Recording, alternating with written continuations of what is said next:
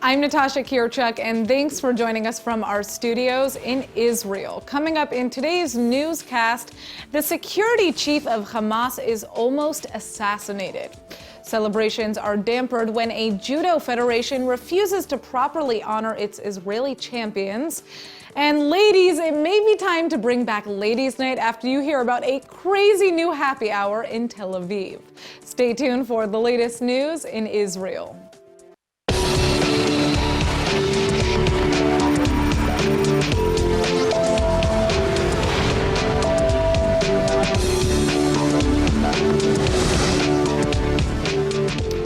A major assassination attempt has just been made in the Gaza Strip. The security chief of Hamas is now recovering in the hospital after a car bomb nearly took his life. Hamas officials were quick to blame Israel for the attack, but after reviewing the incident, they now believe the Islamic State is responsible. Many believe this failed attempt on Tawfiq Abu Naim's life exposes the tensions boiling between Palestinian factions at the moment, amidst intense negotiations for a Palestinian unity government. One of the deal points requires Hamas to lead the charge in eliminating the ISIS insurgency around the Gaza-Egypt border, an effort personally headed by Abu Naim himself. But that didn't stop Hamas officials from immediately blaming Israel for the would-be assassination. نحن اليوم إذ نوجه أصابع الاتهام مباشرة إلى الاحتلال وأذنابه وأصابعه وأيديه الذين لا يروق لهم أن يكون الشعب الفلسطيني آمنا مطمئنا ولا أن يرسم الشعب الفلسطيني بالأمن والاستقرار لا قياداته ولا أعمدة وأركان الأمن في هذا البلد. وبالتالي إذا كان لنا ونحن نتحدث اليوم عن الغرض الأساسي والمستفيد الأول من هذه العملية هو الاحتلال وذيول الاحتلال، لكن أيضا هناك محاولة على ما يبدو التأثير على المصالحة الوطنية. نحن نعتقد أن هذا الحادث لا ينفصل عن التأثير على المصالحة الوطنية كما يريد من فعلوه، لكن نحن نطمن أبناء شعبنا أننا ماضون في المصالحة الوطنية رغم هذا الجرح. Less than 24 hours after investigating the evidence, however, sources now agree the Islamic State is behind the incident. This attack comes mere weeks before Hamas is set to turn over full control of the Strip to the PA's Fatah party. But with many of the biggest deal points still undecided, negotiations clearly have many obstacles still to overcome. Israel dominated at the Abu Dhabi Grand Slam judo tournament this weekend, nabbing 5 medals throughout the competition. But celebrations were more than just a little dampered when the United Arab Emirates Judo Federation refused to play the Israeli national anthem during the medal ceremony. They wouldn't even allow the Israeli flag anywhere at the event. Well, ILTV's Aaron Porras is here with us, and he has more on the story. Now, Aaron, unfortunately, this is something that I feel like I've heard before, and we've even covered before. This is a pretty familiar story, right? Unfortunately, you were right. This is a familiar story for Israeli athletes, especially Israeli judokas, but not only. I mean, Israeli sports has fought against discrimination like this in everything from, the Olympics to tennis to FIFA. Soccer. Yeah, right. Exactly. So, and how has Israel been fighting back? Well, I mean, they've been fighting by sending very clear messages saying, this goes against everything that your organization supposedly stands for, especially being a sports organization, things like that. But yeah, I mean, complaints have been filed by the Israel Judo Federation, by the Israeli Ministry of Sports, and by several other associated organizations. Unfortunately, all complaints, again, have fallen on deaf ears, as you'll see in my report right now. Last year at the Summer Olympics, an Egyptian athlete infamously and publicly refused to shake hands with his Israeli competitor, Or Sasson. Sasson faced similar discrimination at this year's tournament as well, as he stood on the podium to receive his bronze without a trace of the Israeli flag anywhere on his uniform. But one of the biggest snubs was when Tal Flicker took gold at the men's under 66 kilogram category, and the event organizers refused to play Israel's national anthem as he accepted his medal. Among the other medal winners for the Israeli team are Tohar Boutboul, who was denied a handshake from his opponent from the United Arab Emirates. Presidents of the United Arab Emirates Judo Federation have publicly apologized for the discriminatory treatment at this year's games and promised to allow the Israeli flag and anthem for next year. For many, however, this apology comes far too late to make up for the poor hospitality. The saving grace from the tournament was that at least Tal Flicker could be seen singing the Israeli anthem Hatikva as the IJF anthem played instead. All that despite the discriminatory protestations. Prime Minister Netanyahu's coalition was set to vote today on a law to redraw the map of Jerusalem by annexing 19 Jewish settlements to the city. The bill ignited fierce controversy both in Israel and abroad, and after getting pressure from the U.S., the Prime Minister has ultimately decided to postpone the vote. The Greater Jerusalem Bill, as it's called, would have turned the 19 settlements into sub-municipalities of Jerusalem, granting 150,000 residents local voting rights for the first time. That's why the bill's proponents, including Prime Minister Netanyahu himself, were so vocal that it passed, thus ensuring a Jewish majority in Jerusalem. Critics, on the other hand, slammed the idea altogether, branding it an illegal annexation of privately owned Palestinian land. It looks like the U.S. was apparently against the bill as well. Netanyahu's coalition chairman has just confirmed that America has been pressuring Netanyahu that the law threatens the peace process. These are concerns the prime minister seems to have heard. Netanyahu has just delayed the vote, stressing that the bill needs to be reworked with American assistance. For now, details are slim on when a revised bill will be put back on the agenda and tested with a vote. Well, Israeli Defense Minister Avigdor Lieberman is calling for some even harsher responses to terrorist attacks. Lieberman wants Israel to extend its policy of demolishing terrorists' homes by also destroying the homes of assailants that have badly wounded Israelis in terror attacks. And he's also pushing to instate a death penalty. Well, joining me now to take a deeper look at these proposals is Dr. Martin Sherman, the founder and executive director of the Israel Institute for Strategic Studies. Thank you so much for coming in. Thank you for inviting me. So, many critics see home demolition as a form of collective punishment. Do you agree or not? Well, I don't think that's really the question. The question is, what's the alternative? What are you supposed to do? Ask the terrorists nicely to stop doing what they're doing because it's just not done? Clearly, you need punitive action. And the question is, Well, the question is how effective is it? I mean, this has been done before, right? Well, that's true. So have targeted assassinations. And quite clearly that any one tactical operational item, operational tactic, is not a silver bullet. And house demolitions, whether it's expanded to those who have failed to kill Israelis or those who helped to plan and kill Israelis as well, on its own, just as targeted assassinations, will not be effective unless it's incorporated into a wider strategy. And I think that's been the failure of Israeli policy for decades, is they haven't had a coordinated policy that strives to end the conflict, not to manage it, not to treat the Palestinians as prospective peace partners, but as unrelenting enemies. Well, but then going back to this form of punishment, I mean, it seems a bit harsh to tear down a family home because of the dangerous and irresponsible activities of an individual in that family, right? Oftentimes you're looking at... You could ask that question about any act of war. What about the British bombing German cities, where the people who bombed actually but again, part of the warfare? is it effective? My question is, do you know, are there statistics that show that... Well, as far as I know, there are statistics showing that within a given period, targeted assassinations, for instance, seem to dampen, not to eliminate, but seems to dampen the terrorist attacks. But again, unless we conceptualize the conflict correctly, because the problem is not operational. There are all sorts of operational issues that you can use, operational measures you can use. But you need to conceptualize the conflict as a clash between two collectives. And only one collective can emerge victorious. You can't worry about the individual rights of your enemy whilst your enemy as a collective is trying to destroy you. Okay, well, let's talk about the death penalty more specifically, because we're running out of time and I want to be able to address this as well. What crime would be bad enough to warrant such a punishment? There have only been 2 executions in the history of Israel, the first being IDF officer Meir Tobiansky, and that was a pretty big mess for Israel because they later exonerated him of all charges. And then Adolf Eichmann, who was killed by hanging, he was charged with war crimes, obviously, in the Holocaust. Who would fit into that category of who? Well, I don't want to go into the whole question of whether Israel should adopt or not adopt a death penalty. But if a death penalty is adopted, I'm sure that many of the perpetrators of some of the terrorist attacks would richly deserve it.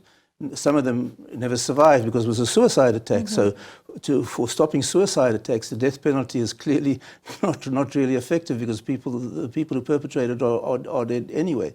And again, I think it's wrong to focus on particular punitive or deterrent measures detached from a wider strategy. And a wider strategy must be that we view the Palestinians as an implacable enemy, and we should treat them as an enemy and not worry about whose rights we're going to infringe. I've said many times before on some of these programs that I think that Israel should declare them an enemy and start withdrawing services and offering non-belligerence relocation opportunities. Well, yeah, but unfortunately, that's going a little beyond the scope. That's for our next interview. But thank you so much for joining us, Dr. Martin Sherman, and hopefully we'll have some more time next time. Thank you. Well, we all know Twitter wars can get a little out of hand sometimes, but when you're getting threatening tweets from a known terror cell, could that result in an actual war? Well, Hezbollah's official handle has just tweeted out a warning to Israel in Hebrew with pictures they claim were taken in Israeli territory, along with the threat, whoever thinks they're following us, don't forget to check behind your back. ILTV's Brett Allen Smith is here for the analysis. Now, Brett, I know we live in the digital age now, but how seriously should we take a threat on Twitter? Well, I think it's safe to call this one a psychological warfare attack more than actual warfare at the moment. And tweeting photos like this, I mean, even posting in Hebrew, is really nothing new for Hezbollah. And this is actually just the latest in, let's call it a Twitter spat going on between Hezbollah and the IDF. Now, it's unclear exactly how it started, but things ramped up a few months ago when the IDF tweeted a video exposing Hezbollah ops using a fake NGO to conduct hidden surveillance near the border. So this is probably just a kind of response to that. Now, Hezbollah also tweeted pictures they claim they took themselves that were deep within Israeli territory, even some aerial shots above Israel. How legit are these photos? Well, as you kind of already said, this is the digital age, so there's really no way to know how, when, or where Hezbollah obtained these photos. Now, clearly they want Israel and the world to at least wonder if Hezbollah maybe has agents operating within its borders, but then again, I kind of doubt Hezbollah would want Israel to really know what it's actually up to, as you'll see right now in the report.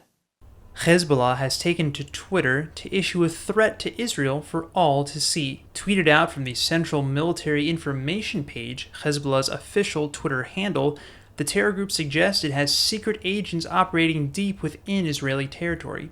Along with the threat written in Hebrew and Arabic, quote, "Whoever thinks they are following us, don't forget to look behind your back." Twitter wars between nations or even terror cells are nothing new, and Hezbollah's tweets are merely the latest social media escalation with the State of Israel.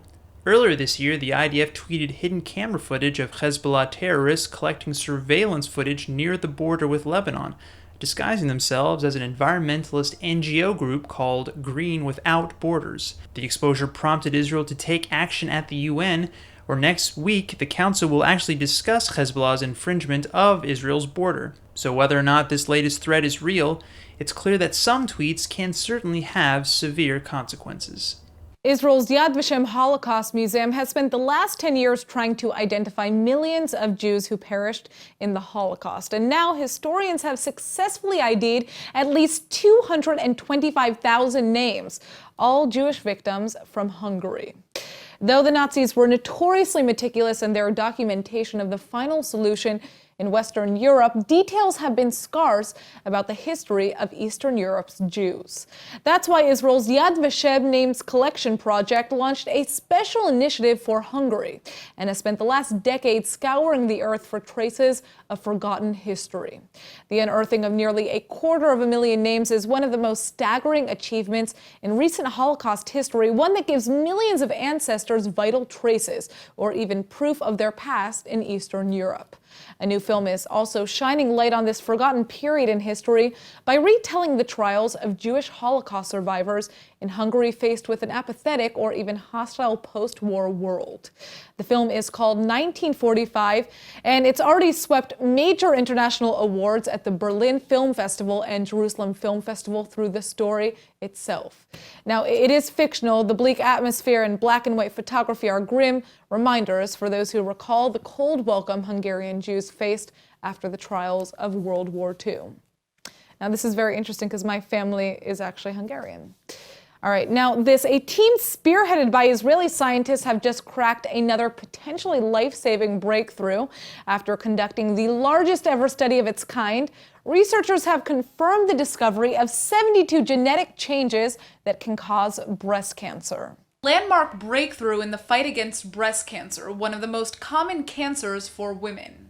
The international team, led by Israeli researchers from Israel's Technion Institute of Technology and Clalit Health Services, gathered over 250,000 women from all over the world for the study.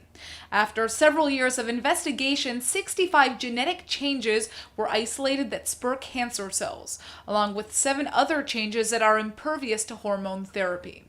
Though a single genetic factor poses only a small risk to breast cancer, multiple changes together are believed to greatly boost the probability, which is another reason why early detection is one of the most important parts of treatment. All women are urged to regularly check themselves for breast cancer because at least 1 in every 8 American women will develop some form of it in her lifetime, making this discovery a critical step forward to developing a cure. The New York Times Summer Reading Contest asks people from all over the world aged 13 to 19 to post their responses to 2 seemingly simple questions.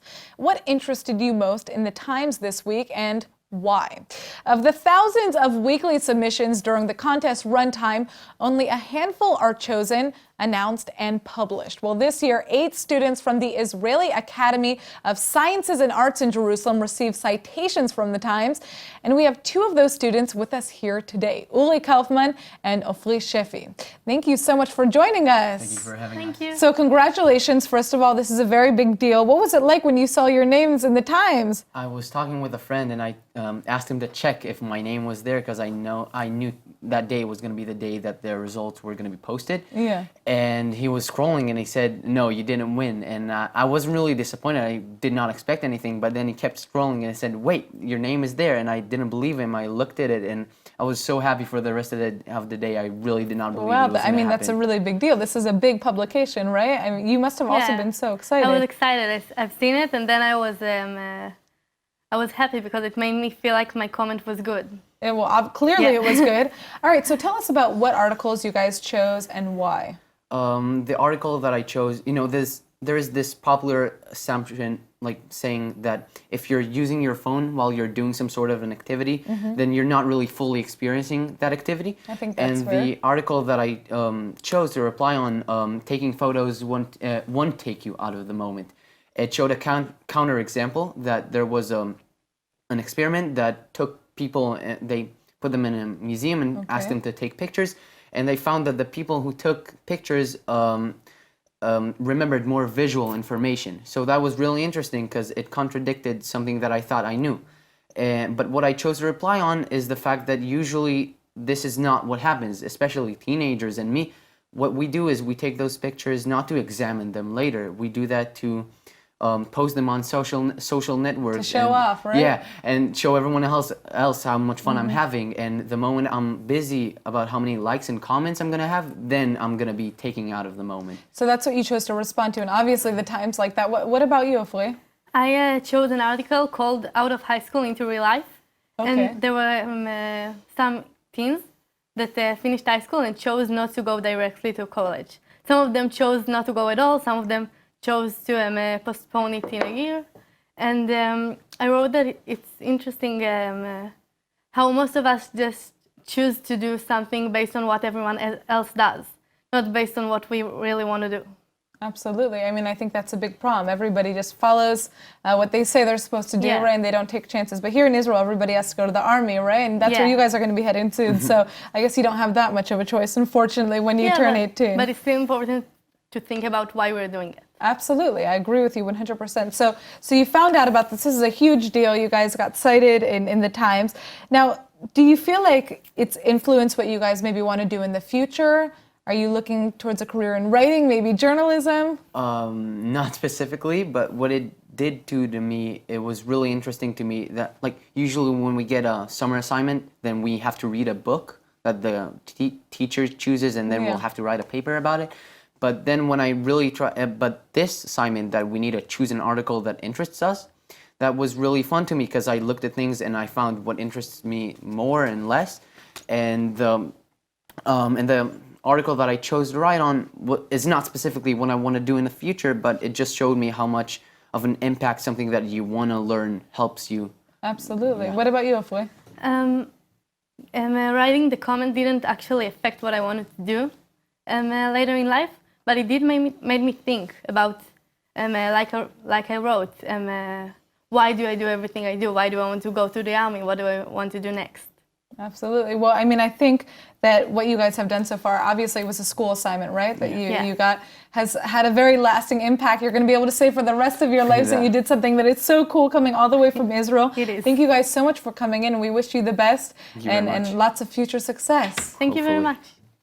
Looks like you don't have to wait long to catch even more awesome Israeli TV. The streaming giant Hulu has just bought the rights to exclusively release False Flag, an espionage thriller that follows 5 typical Israelis who all become connected in a high-profile kidnapping mystery. This is the latest Hebrew-speaking series to get snatched up for an American release.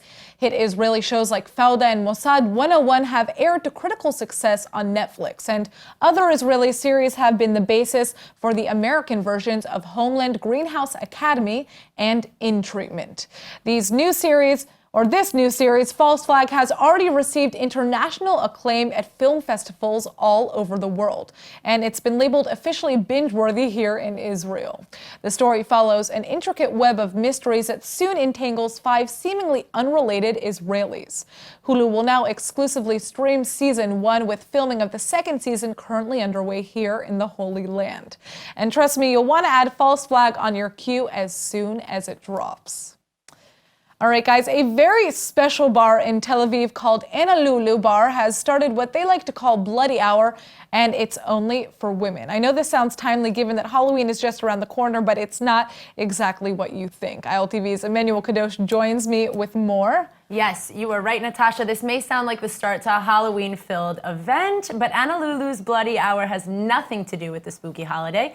Now, this may sound a bit strange, but give it a minute. Lulu shared on their Facebook page a post stating, quote, "a happy hour for your days of menstruation." Yes, we should probably give our viewers a good minute to let that one sink in. Definitely. A happy hour celebrating our special time of the month. I heard about this, but what exactly is included in the Bloody Hour? Chocolate? Even better, the bar offers a 25% discount on the entire bar, all on the nights on Mondays, Tuesdays, Wednesdays, and Saturdays. Basically, the system is based on the honor code. You come to the bar. Yeah, you come to the bar, you tell the bartender that it's that time of the month, and there you have it, 25% off. So what is the catch? There has to be some type of catch here, right? I mean, other than the catch that it's just for women, but then again, don't we deserve it? The Facebook page is The bar's Facebook Yes, page? exactly. The bar's Facebook page says it all. You know that feeling when you're bleeding for 25% of the month? Yeah, well, then you deserve a 25% discount. What do you say, Natasha? Honestly, I don't know what to say other than I love this bar. I'm all for breaking the taboo. And when can we go there? Exactly. All right. Thanks for joining us, Emmanuel. Thanks. Enroll in eTeacher's online Hebrew courses and quickly discover that it creates the deepest connection to Israel that you could ever imagine. And now for our Hebrew word of the day. Ladies, listen up because you're going to need to know this word the most. Machzor, which means our least favorite time of the month, our period. Now, I know this topic may seem taboo to talk about, but every woman deals with this every month. So men, start getting used to it. After all, a machzor is a monthly reminder that we can make babies. And we love babies, don't we? Now, lots of women say they feel a machzor is like some sort of punishment for not being pregnant, but try thinking about it as proof of how strong we are. I don't know about you, but most of the men that I know wouldn't be able to handle a machzor. So on that note, no matter who you are, make sure you give that woman in your life a pat on the back for dealing with this beautiful part of life for a whole 25% of her existence. All right, let's go ahead and take a look at the weather forecast. Tonight should be a little cloudy with light rain and a low of 67 or 19 degrees Celsius. Tomorrow you can expect very little change in temperatures and forecast with a high of 75 or 24 degrees Celsius. All right, that's it for today's news. Today's exchange rate is 3.54 shekels to the American dollar. Remember to sign up for our daily newsletter at iltv.tv. I'm Natasha Kirchuk, and thanks for watching.